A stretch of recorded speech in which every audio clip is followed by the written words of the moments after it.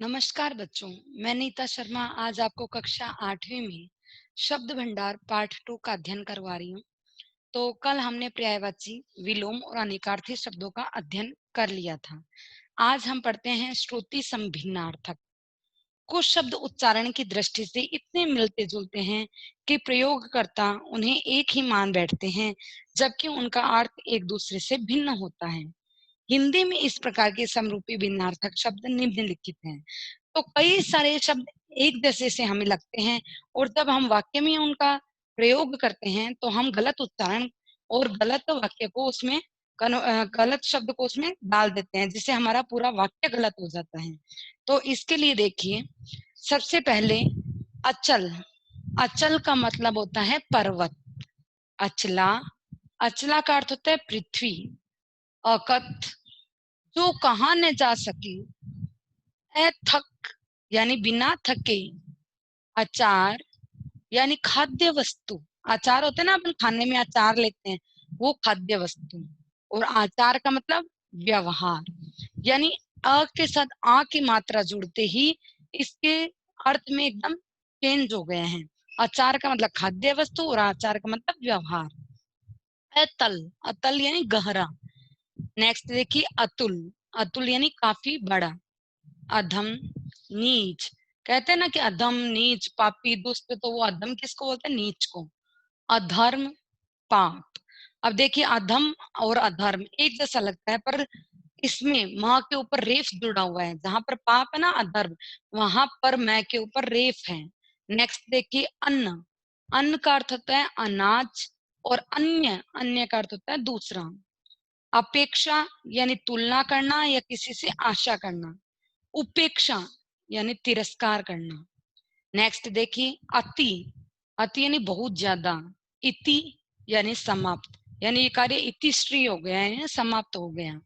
अनल, आग। अनिल, वायु। अपकार यानी बुरा और उपकार यानी भला।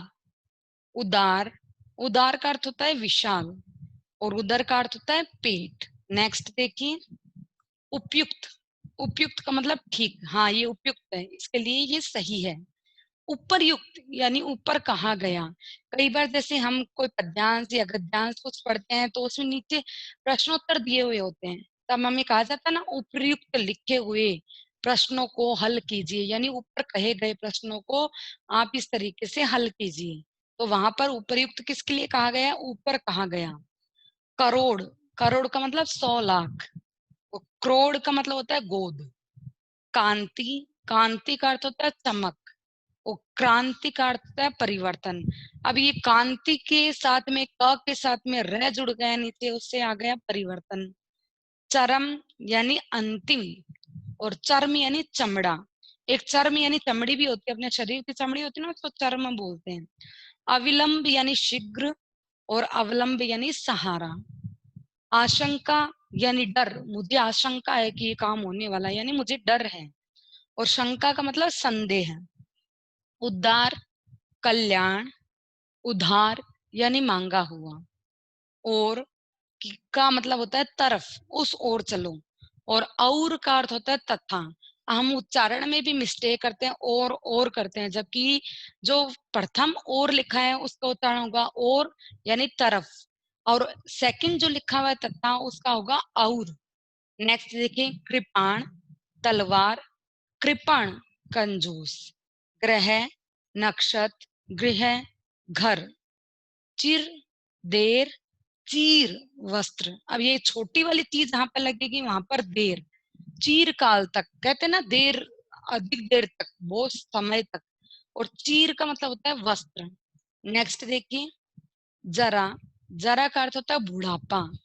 जरा यानी जरा, ज के नीचे ये नुक्ता आया है जो अरबी और फारसी भाषा का है, वहां पर होगा तनिक। जरा का मतलब होता है बुढ़ापा और जरा यानी तनिक। तरणी, तरणी का अर्थ होता है सूर्य। और तरणी, जो बड़ी णी आती है वहां पे नौका। और तरुणी यानी युवती। अब देखिए छोटी ई की मात्रा जहां पर णी पर लग रही है उसका मतलब सूर्य, बड़ी ई की मात्रा लग रही है वहां पर नौका यानी नाव। और तरुणी यानी र के साथ में छोटे ऊ की मात्रा लग रही है, वहां पर होगा युवती। नेक्स्ट देखिए दिन, दिन का अर्थ होता है दिवस, और दीन, दीन का अर्थ होता है गरीब। ये अपने उच्चारण में ही देख लिए, दिन और दीन। दिन का अर्थ होता है दिवस, दीन का अर्थ होता है गरीब। नेक्स्ट देखिए अवधि, अवधि का अर्थ होता है समय, और अवधि यानी अवध क्षेत्र की भाषा।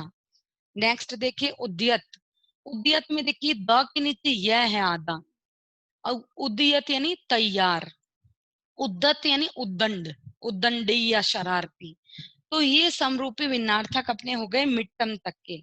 आगे हम पढ़ते हैं एकार्थक शब्द। ये देखिए हमारे पास है पर्यायवाची प्रतीत होने वाले शब्द, हम इनको शब्द युग्मी कहते हैं। ये एक जैसे से दिखते हैं कि एक दूसरे के समानार्थी शब्द से ही लगते हैं, किंतु इनमें बहुत सूक्ष्मता अंतर होता है। ये अंतर ही हमें समझना है। जैसे फर्स्ट देखिए अधिक और पर्याप्त। अब अधिक, अधिक मत दो, यही पर्याप्त है। अधिक का अर्थ होता है आवश्यकता से ज्यादा, जितनी हमें आवश्यकता है उससे कहीं ज्यादा। और पर्याप्त का अर्थ होता है जितनी हमें आवश्यकता है उतना ही, उससे ज्यादा नहीं। तो अधिक का मतलब क्या होगा, आवश्यकता से अधिक वस्तु होना, और पर्याप्त का मतलब जितनी हमें आवश्यकता है उसी के अनुसार चीज लेना। तो अधिक और पर्याप्त में ये अंतर है। नेक्स्ट देखिए अनिवार्य और आवश्यक। अनिवार्य का अर्थ होता है जिसके बिना कार्य संभव न हो, यानी ये काम करना तो आपको अनिवार्य है ना, अनिवार्य यानी कंपल्सरी है। आवश्यक यानी जरूरी, ये कार्य आवश्यक रूप से करना है, यानी जरूरी रूप से करना। अनिवार्य यानी मतलब जिसके बिना हमारा कोई काम ही पूरा नहीं हो सकता, अनिवार्य रूप से। अनुभव यानी व्यवहार से प्राप्त ज्ञान। अनुभव, ये इंसान तो अनुभवी है, कहते हैं ना बड़ी उम्र के हो जाते हैं, ये तो अनुभवी है, यानी इसको अपने व्यवहार से ज्ञान प्राप्त हो चुका है। अनुभूति का मतलब चिंतन या संवेदन से प्राप्त बोध। अनुभूति का करना मतलब कई छोटे मतलब उम्र के होते हैं, लेकिन फिर भी उनको अनुभूति यानी उनके अंदर चेतना होती है, सोचने समझने की क्षमता अधिक और सही होते हैं वो, मतलब उनकी बुद्धि तीव्र विकास वाली होती हैं। कहते हैं ना कि ये बहुत समझदार है, तो ये अनुभूति उस रूप के लिए प्रयोग की गई है। नेक्स्ट देखिए अनुरोध यानी आग्रह पूर्ण विनती करना, और प्रार्थना का मतलब है विनय पूर्वक विनती करना या विनय पूर्वक निवेदन करना। नेक्स्ट देखिए अनुसंधान यानी अज्ञात तथ्यों को प्रकट करना। आविष्कार का मतलब है नई वस्तु या मशीन का निर्माण करना। नेक्स्ट देखिए खोज या अन्वेषण, किसी छिपी हुई वस्तु को ढूंढना। अब ये तीन चीजें, अनुसंधान का मतलब तो जिसकी खोज हो चुकी है, वस्तु का निर्माण हो चुका है, लेकिन उसके बारे में नई जानकारी बताना, वो तो हो गया अनुसंधान करना। आविष्कार का मतलब नई वस्तु या कोई मशीन का निर्माण करना। और खोज या अन्वेषण का मतलब होता है किसी छिपी हुई वस्तु को ढूंढना, यानी जैसे खुदाई हुई तो उसमें हमने ये चीज ढूंढी, ये चीज मिले, मृदभांड मिले, ये जैसे मोहनजोदड़ो हड़प्पा की सभ्यता वगैरह, तो वो हो गए खोज या अन्वेषण। नेक्स्ट देखिए अपराध, अपराध का अर्थ होता है गैर कानूनी कर्म, और पाप का होता है अनैतिक कर्म। अपराध का मतलब होता है जो कानून के दायरे में अनैतिक कार्य हो, और पाप किसको बोलते हैं, तो धर्म के क्षेत्र में अनैतिक कार्य हो। नेक्स्ट देखिए अभिमान, अपनी संपत्ति या श्रेष्ठता के कारण स्वयं को बड़ा समझना। अभिमान का मतलब क्या होता है, जिसके पास अधिक संपत्ति हो या जिसको ऐसा लगता है कि मैं बहुत ज्यादा श्रेष्ठ हूँ, तो वह अपने आप को क्या समझने लग जाता है, बड़ा समझने लग जाता है, इसको कहते हैं अभिमान। नेक्स्ट देखिए घमंड, घमंड का मतलब होता है झूठी बड़ाइयां करना। अभिलाषा, अभिलाषा का अर्थ क्या होगा, इच्छा, और लालसा का अर्थ होता है तीव्र इच्छा। मेरी तो ये अभिलाषा है यानी मेरी इच्छा है, लालसा यानी मतलब तीव्र इच्छा हो गई कि मुझे ये तो चीज चाहिए ही चाहिए, वो हो गई लालसा। नेक्स्ट देखिए अस्त्र, अस्त्र किसको बोलते हैं, फेंक कर चलाए जाने वाला हथियार, जैसे भाला वगैरह होता है ना। शस्त्र क्या होता है, हाथ में लेकर चलाया जाने वाला हथियार, जैसे तलवार वगैरह। नेक्स्ट देखिए आचार यानी अपना चाल चलन, व्यवहार, दूसरों से पेश आने का ढंग। आचार यानी अपना उठना बैठना बोलने का तरीका, वो अपना होता है आचार। और व्यवहार का मतलब क्या होता है कि हम दूसरों के साथ किस तरीके से बात करते हैं, हमारा कैसा स्वभाव है, कैसे बोलने का तरीका है, वो सब होगा व्यवहार। नेक्स्ट देखिए आज्ञा, बड़ों द्वारा छोटे को कुछ करने को कहना, ये तो हो गया आज्ञा, यानी अपने से बड़े कोई भी हमें कुछ करने को कहते हैं वो होती है आज्ञा। आदेश, आदेश होता है अधिकारी द्वारा अपने अधीनस्थों को निर्देश देना, यानी जो किसी भी ऑफिस या कार्यालय में जाते तो वहां पर जो मेन अधिकारी होता है वो अपने से छोटे अधीनस्थों या छोटे से नीचे काम करने वालों को जो निर्देश देता है उसको बोलते हैं आदेश। अनुमति, अनुमति का अर्थ होता है किसी कार्य के लिए सहमति देना, ये होता है अनुमति। नेक्स्ट देखिए ईर्ष्या, यानी दूसरे की उन्नति पर जलना, ये तो हो गई ईर्ष्या, यानी दूसरा कोई उन्नति कर रहा है और उससे जलना, ये तो हो गई ईर्ष्या। नेक्स्ट देखिए द्वेष, यानी दूसरे के प्रति वैर या मलिनता, उसके प्रति द्वेष की भावना पाल ली, यानी अपने मन के अंदर वैर पाल लिया कि वो तो मेरा दुश्मन है। स्पर्धा, स्पर्धा का अर्थ होता है दूसरे से आगे बढ़ने की होड़, यानी मान लो क्लास में दो जने ऐसे बच्चे हैं जो इंटेलिजेंट है, तो उन दोनों में क्या रहेगी, स्पर्धा रहेगी, होड़ रहेगी एक दूसरे से आगे जाने की। तो ईर्ष्या, द्वेष और स्पर्धा में अंतर आपको समझ में आ गया होगा। ईर्ष्या का मतलब कोई उन्नति कर रहा है तो उससे जलन होना, द्वेष का मतलब किसी को मन ही मन में शत्रु समझ लेना, स्पर्धा का अर्थ होता है दूसरे से आगे बढ़ने की होड़ लगी रहना। तो यहाँ तक तो पढ़े हैं हमने एकार्थक शब्द। अब आगे हम पढ़ते हैं अनेक शब्दों के लिए एक शब्द। अनेक शब्दों के लिए एक शब्द, यहाँ पर देखिए वाक्य में कई बार हम वाक्य कुछ किसी को कुछ बोलते हैं तो आप जैसे बोलते हो कि ये तो सर्वज्ञ है, इसकी जगह अगर आप ऐसे बोलो ये तो सब कुछ जानता है, ये बात बोलते हो तो थोड़ा सा अपने बोलने में थोड़ा डिफरेंस सा महसूस होता है। यानी जो पूरा वाक्य में हम जो बात बोल रहे हैं उसको अगर हम एक शब्द में बोल दे तो वहां पर कम वार्तालाप में अधिक बात कहने जैसी बात हो जाती है। तो ये कैसे, किस तरीके से, किस शब्द को हम कैसे कन्वर्ट कर सकते हैं एक शब्द में, वो हम देखेंगे। तो सबसे पहला देखिए, जो सब कुछ जानता हूँ, जो सारी बातें जानता है, सब कुछ जानता हो, वो क्या होता है, सर्वज्ञ। जो बहुत कम जानता हो, अल्पज्ञ। जिसको बहुत कम नॉलेज हो वो क्या होता है, अल्पज्ञ। अल्प यानी थोड़ा, ज्ञ यानी ज्ञानी। जो कम जानता हो वो क्या होता है, अल्पज्ञ। जो गिना न जा सके, असंख्य। असंख्य यानी जिसकी बहुत सारी संख्या हो, संख्यातीत। अगणित, अगणित यानी जिसको गिना नहीं जा सके। नेक्स्ट देखिए, जिसकी कल्पना भी न की जा सके, यानी अकल्पनीय या कल्पनातीत, यानी जिसकी कल्पना नहीं की जा सकती वो क्या होता है, अकल्पनीय या कल्पनातीत। नेक्स्ट देखिए, जो भविष्य के परिणामों को सोच लेता हूँ, यानी आगे आने वाले परिणामों को जो पहले ही सोच लेता हो वो क्या होता है, दूरदर्शी। दर्शी यानी देखने वाला, सोचने वाला। दूर यानी दूर की बातें पहले ही जिसको पता लग जाती है वो क्या होता है, दूरदर्शी। जो अपने साथ किए गए उपकार को याद रखता है, अगर किसी व्यक्ति पर कोई उपकार किया जाए और वो उसको याद रखता है तो उसको बोलते हैं कृतज्ञ। जो किए गए उपकार को भूल गया हो, कृतघ्न। नेक्स्ट देखिए, ईश्वर में विश्वास करने वाला। जो ईश्वर में विश्वास करता है वो कौन होता है, आस्तिक। ईश्वर में विश्वास न करने वाला, नास्तिक। तो विश्वास करने वाला क्या होगा, आस्तिक, और ना करने वाला नास्तिक। मन की बात जानने वाला, अंतर्यामी। जो कहा न जा सके, अकथनीय या अकथ्य। जिसका खंडन न किया जा सके, अकाट्य। जिसे क्षमा न किया जा सके, अक्षम्य। जो खाने योग्य न हो, अखाद्य। जो इंद्रियों द्वारा न जाना जा सके, अगोचर। जिसका कोई शत्रु न हो, अजात शत्रु। जो जीता न जा सके, अजय। जिसके संबंध में कुछ भी ज्ञात न हो, अज्ञात। बहुत बड़ा चढ़ाकर कही गई बात, अतिशयोक्ति या अत्युक्ति। जिसकी तुलना न की जा सके, अतुलनीय या अतुल। जो दिखाई न देता हो, अदृश्य। जिसकी बराबरी का कोई दूसरा न हो, अद्वितीय। नीचे की पंक्तियों में लिखा हुआ, अधोलिखित या निम्नलिखित। जैसे हम लिखते हैं ना, निम्नलिखित प्रश्नों के उत्तर दीजिए, या अधोलिखित। जिसका अभी तक कोई निर्णय नहीं हुआ, अनिर्णित।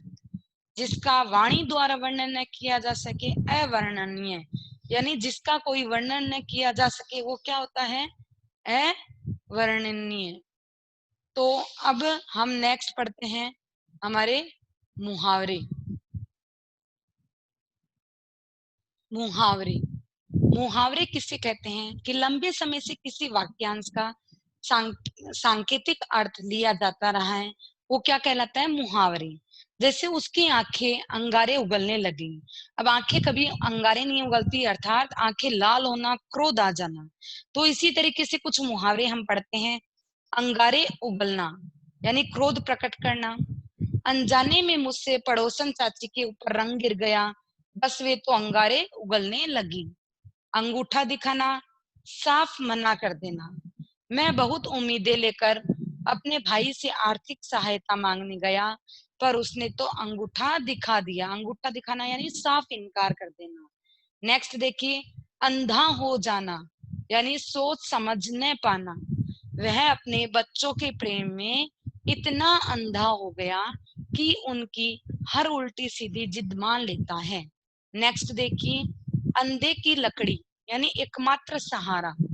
संसार में इस बच्चे के सिवा उस बुढ़िया का कोई नहीं है, यही उसके लिए अंधे की लकड़ी है, यानी यही उसके लिए एकमात्र सहारा है। अंधेर मचाना, अन्याय करना। शासन का डर न होने के कारण सभी व्यापारियों ने अंधेर मचा रखा है, यानी अन्याय कर रखा है।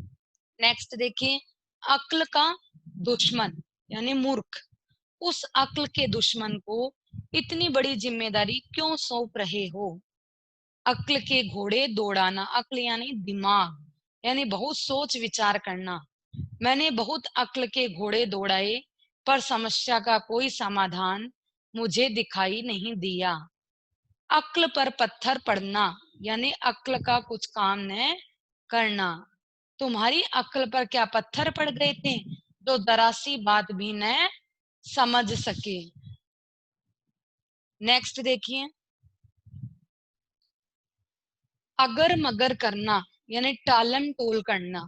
जब भी उससे मैं अपने रुपए मांगता हूँ, वह अगर मगर करके चल देता है।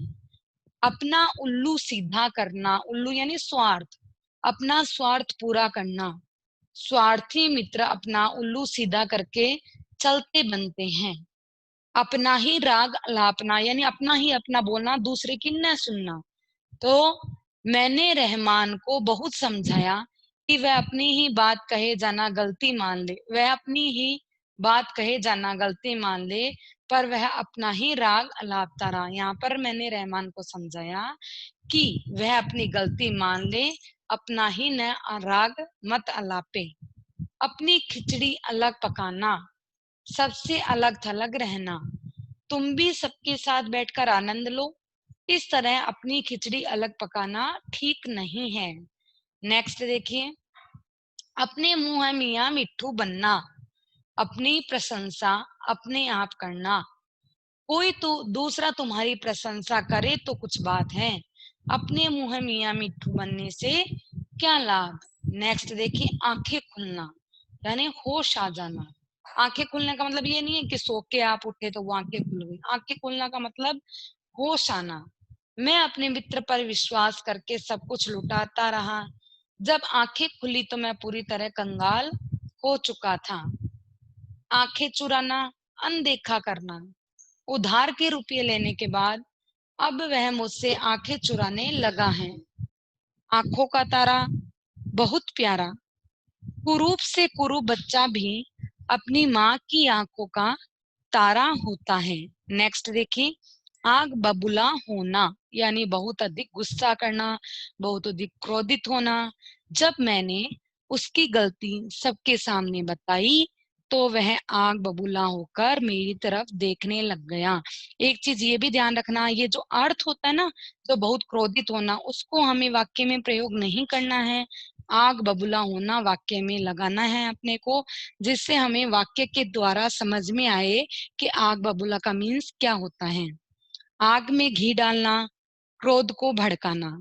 उन दोनों की लड़ाई शांत करने की बजाय तुम आग में घी डालते जा रहे हो। नेक्स्ट देखिए, ईंट का जवाब पत्थर से देना, यानी जबरदस्त विरोध करना। आज भारत इस स्थिति में है कि किसी भी देश को ईंट का जवाब पत्थर से दे सकता है। नेक्स्ट देखिए, ईंट से ईंट बजाना, यानी पूरी तरीके से नष्ट भ्रष्ट करना। कारगिल युद्ध में भारत ने पाकिस्तान की ईंट से ईंट बजा दी। नेक्स्ट देखिए, ईद का चांद होना, यानी बहुत दिनों बाद दिखाई देना।